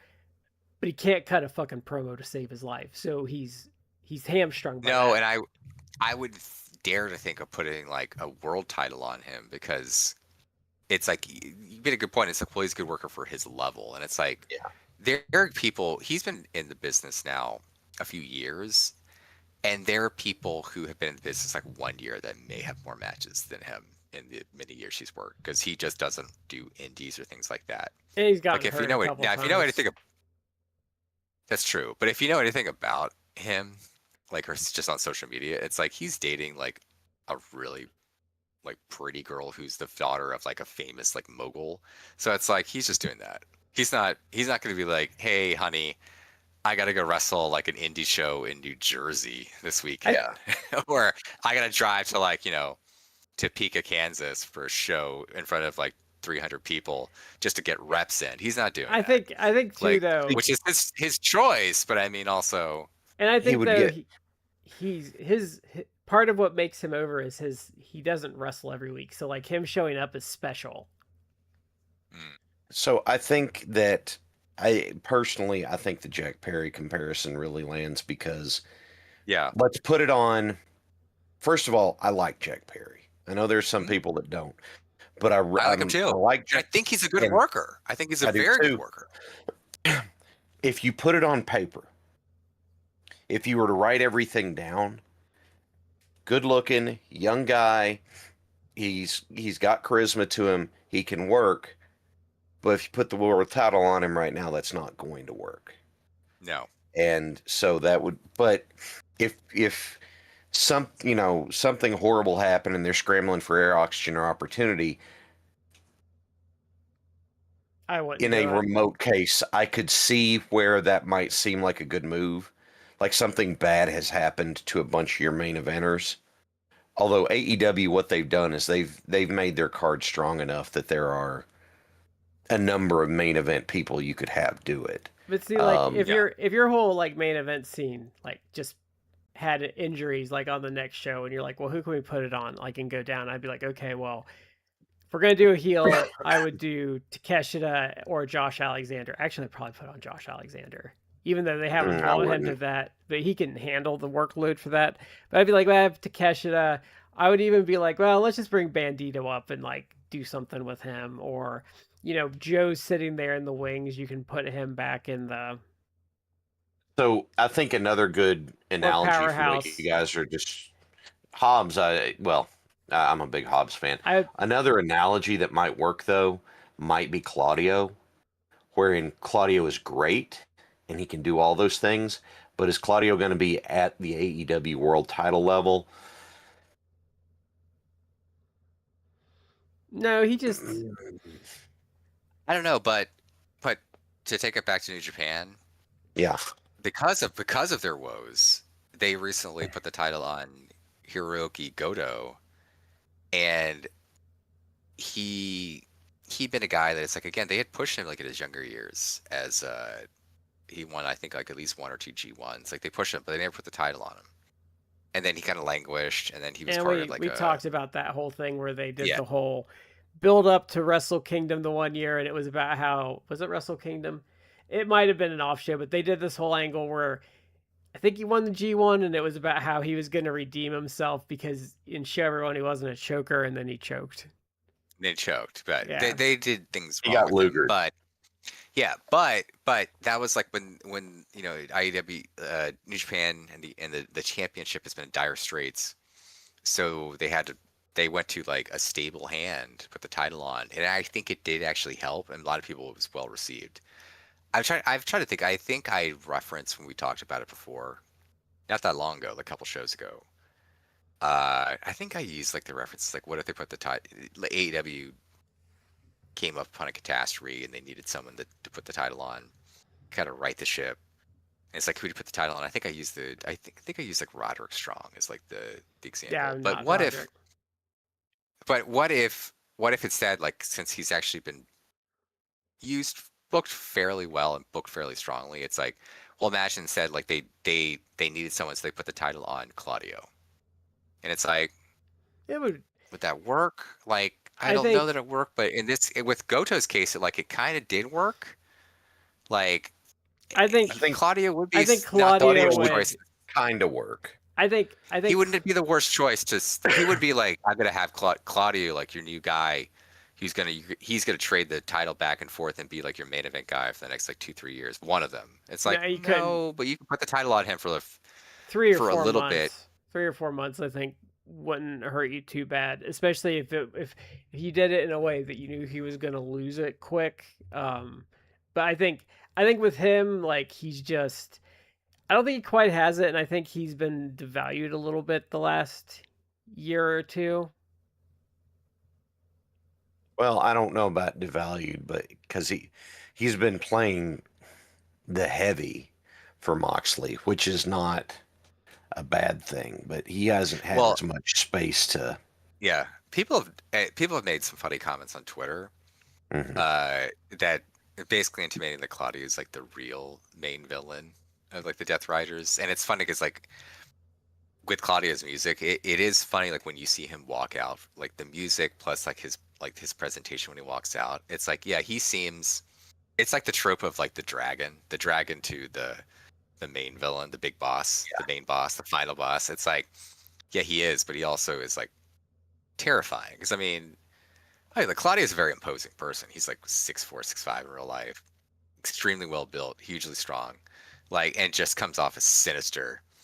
So I mean, there are a lot of people that think, and I think with some, I could see them going this way. That setting it the end part of the Death Rider storyline is that it's setting up for Claudio to basically turn on John Moxley and take over the Death Riders, and that's why you're seeing people uh like Daniel Garcia get involved, like because he's gonna replace Wheeler Yuta basically, and Pac may stay. I don't know about Marina Shafir, but I don't know. Well, I could see them doing that storyline. But anyway, I've digressed a lot. My point is like if you actually looked at the Forbidden Door lineups for the last few years, it's been more of an AEW pay-per-view in terms of like the matches and Yeah, who's involved, and in it's the and there New was even more. Japan There was more participation has CMLL kind of than. dwindled. Yeah, there was more Yeah, CMLL than New Japan because CMLL's a bigger deal now. This much bigger Forbidden deal. And Door was it in Europe? it This last was one. it was in London. Yeah, it was in London. Okay. I wonder how much that, because then like the New Japan guys were like, I don't want to be on a plane for like a day and a half. They do a lot of the New Japan guys do like Rev Pro and stuff like the Yeah, Japanese talent over there is not like not like a rarity or anything. I'm I gonna just look Like up to see where. they just Go don't ahead. have anyone like the problem New Japan has though is like for a show like that they don't have anyone other than Zack Sabre Jr. that has any real like pop for them right now. Because the thing is like you could send Evil, but like I mean I don't know, like who cares about I mean, I don't mean that in a bad way. Well, I do, but like who cares about Evil? Like usually people bitch about the House of Torture stuff if they're on shows. that's what I hear is House of Torture is what a lot of people complain about. Yeah, I it sounds like it would irritate me, but then again, all I ever do is all I ever hear is people complaining about that. So It's yeah. because they're like a crutch now because they take up more of the card than they should because they're trying to um they have to pad it out now because they don't have the talent. mm, I looked it up. There hasn't been any reported location for Forbidden Door 2026.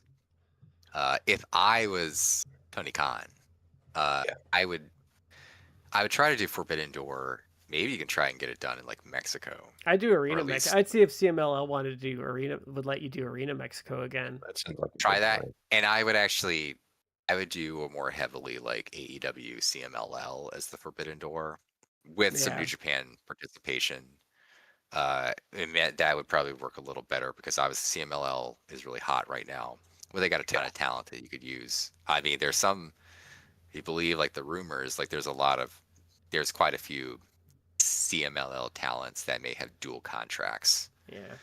with AEW, You know, just so that You know what's WWE doesn't try to poach them for AAA. well, I mean, but the funny thing is though, we talked about that. I don't know if we ever talked about the end game of that, but so when they had talked about they were going to poach anyone they liked off of that um AEW CMLL joint show, it came out a couple weeks later like, oh yeah, they don't want to spend any money on talent in Mexico. Yeah, that's the thing. Like Yeah.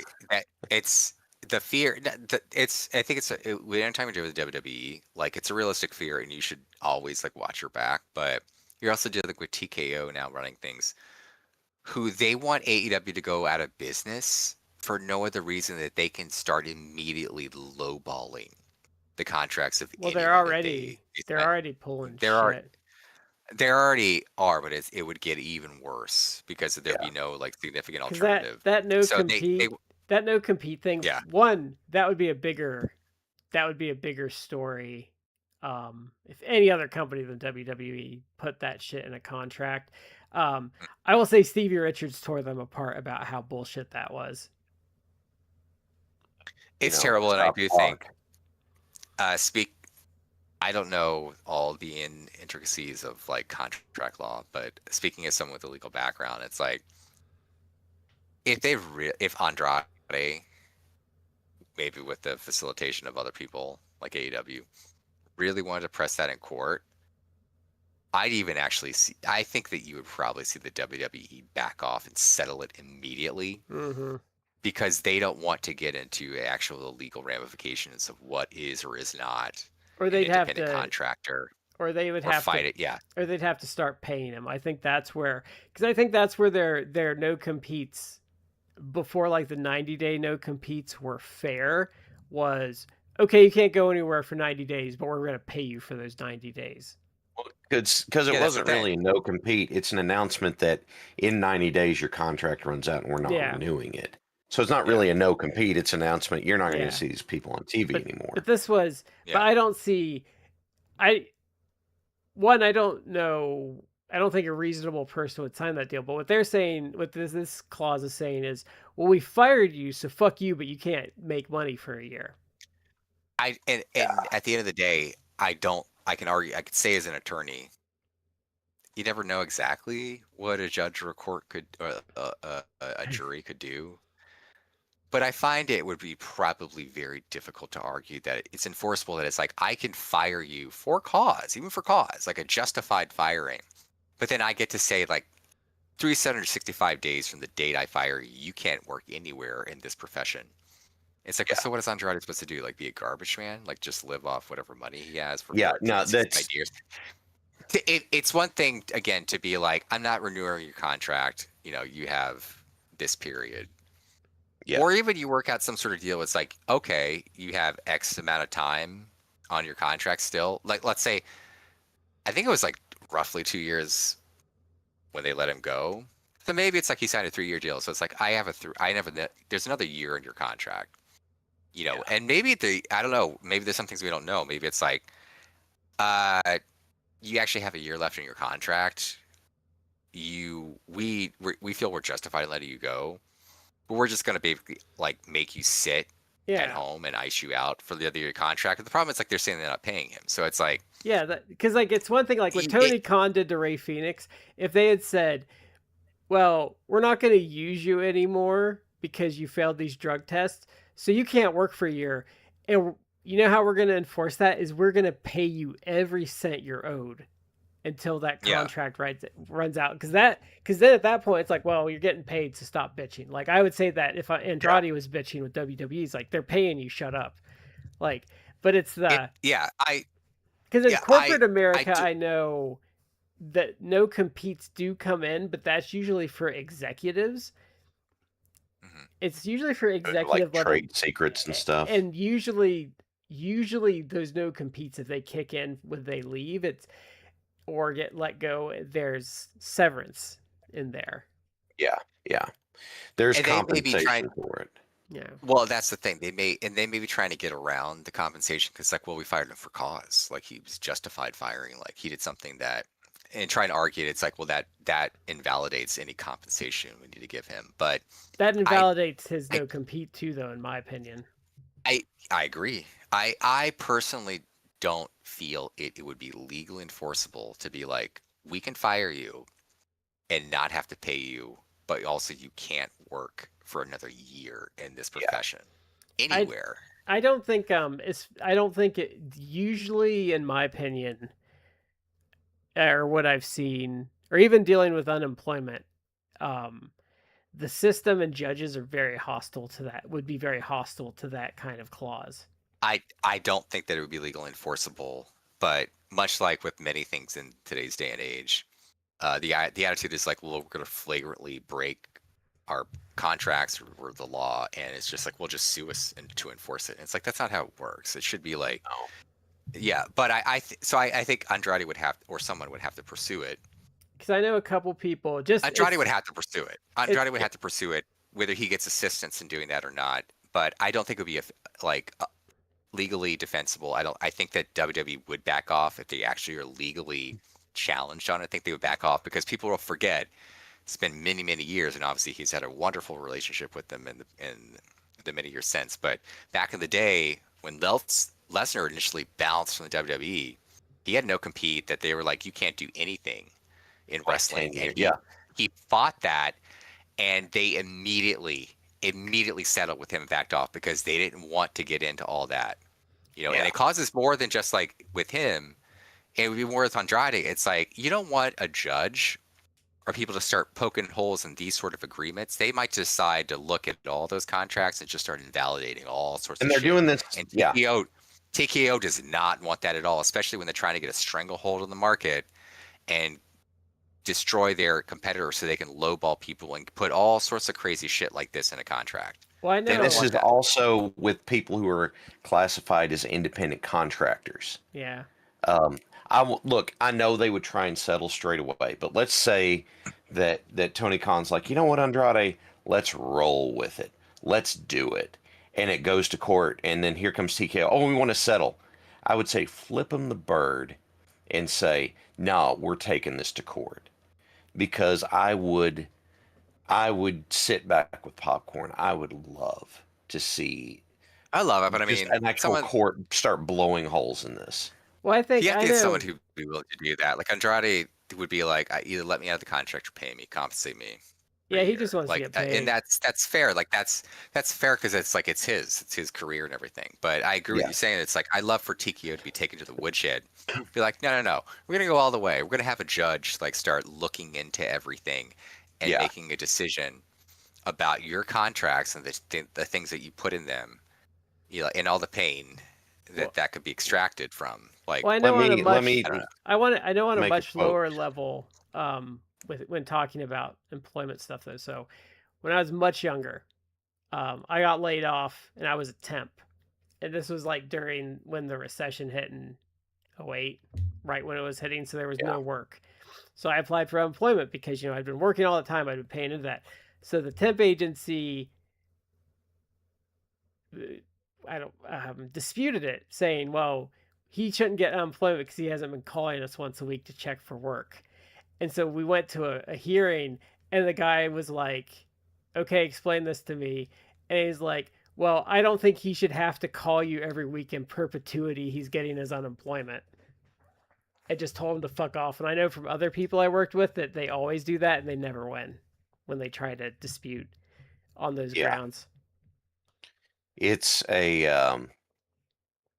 it seems to me that a lot of UI adjudicators have no patience with that kind of horse Oh, shit. he was very mean to them. They didn't even ask me anything.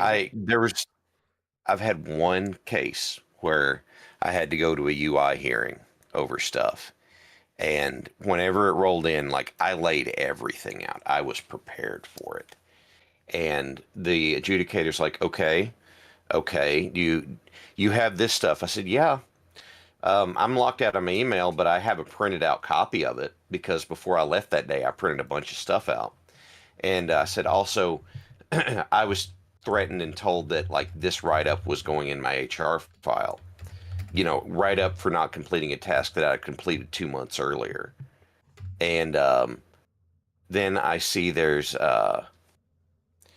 I see that there's I say this, and the adjudicator goes, oh, is there a note in his HR file? And the head of HR sitting there going, no, I don't see one. And she goes, really? Like, without saying anything through that whole thing, beat the living hell out of him. And, it there was only one thing, like, what do you say about this? I was like, yeah, it was a task I was supposed to do that I was never trained to do. It's like, do you have any documentation on it? Everything was done verbally, but you could check phone calls I tried to make to that person's office to see if they were there so I could get trained for it. Um, and, they just slapped him around. So the reason that I want to see it go on to court is, frankly, I've been pissed off for years about the WWE employment situation, where they're like, okay, you're an independent contractor, and you're having to handle all of your. You have to. You're not an independent contractor. You've got. You have to be at this place this time when we tell you. You have to get yourself there, and we're not providing health care or any other benefits for it. You're just independent contractor, so we don't pay the income taxes for it. I have wanted to see a hole blown in the side of that ship for so long. Because, look, are AEW wrestlers independent contractors? Yes. You know what they can do, though? They can go work other places. They can go do that sort of stuff. They're also not paying for the means to get to where the show is. Their transportation and their lodging is paid for as part of it. So it's like it's not apples to apples. No, So the problem with WWE, I want to see though, that killed. the problem with WWE though is there's never going to be internal pressure to fix it because, as we've seen, um, even recently, there have been people that have passed up better deals to work for WWE because they're fucking marks. Yeah. But like I said, that's why I want to see this drug into court so that I can see them start blowing holes in it. I just don't see. I want that so bad. I just don't see the merit to how you can fire someone and tell them they can't work for a year. That doesn't. Hmm. That makes no sense. You don't, and you know what? It wouldn't shock me if that's just in there as a scare tactic. They just put it in there as something to try and hold over your head, but it's not enforceable. How are you going to know if it's enforceable or not? Well, you got to take them to court then. Yeah, that's where they get you though, because then you gotta put up with all the stress and all the money and just like I said, the stress is just Yeah. awful. Yeah. Yeah. Yeah, I know. Well, I think we're gonna call it a show for this week because Shad's voice has done very well, but I think it might die at any moment. Oh, hey, Juggalo. New person in chat. We ourselves do not have a Discord because, frankly, I don't think we thought we were big enough to warrant having one, really. Yeah, we kind of just do this for love of the game. We're on every Tuesday if you want to check it out. We're reviewing Young Frankenstein for Halloween next week. And we do random shows here and there. Yeah, just different stuff in a lot of cases. But I think we were going to call it a show just because Shad's voice is... we are on Twitter, though. Yeah. Or, I'm sorry, X, formerly known as Twitter. Yeah. I still call it Twitter. I will not engage in this bullshit of, it's X. It's like, no, it isn't. That's why I call it the whole thing. That's why I call it X, formerly known as Twitter. Yeah. Because it was stupid. But and I also don't want the I also don't want the responsibility of like dealing with a Discord either. Like I said, this is just kind of our hobby. But so that is going to be it for this week. Thank you everyone for hanging out with us. Like I said, next week is going to be a review of Young Frankenstein. So if you want to check that out, I don't know what service that's on, but if you want to watch it and come hang out with us, we'd be more than happy to hang out and talk about the movie. So this has been Matt, Shad, and Brad. It's on Netflix. Oh, okay, cool. So this has been Matt, Young Shad, Frankenstein? It's what I just Googled it real quick, so. Okay. Sorry, Brad, you're trying to do our outro. Oh, well, no, I was panicking because I went to the wrong screen. Um, is I think the JCW titles and they've been working with GCW too, but Have they? yeah. So we've been in 3 corners. You've been in the fourth. Thank you for joining us as always, and we will catch you next time, God.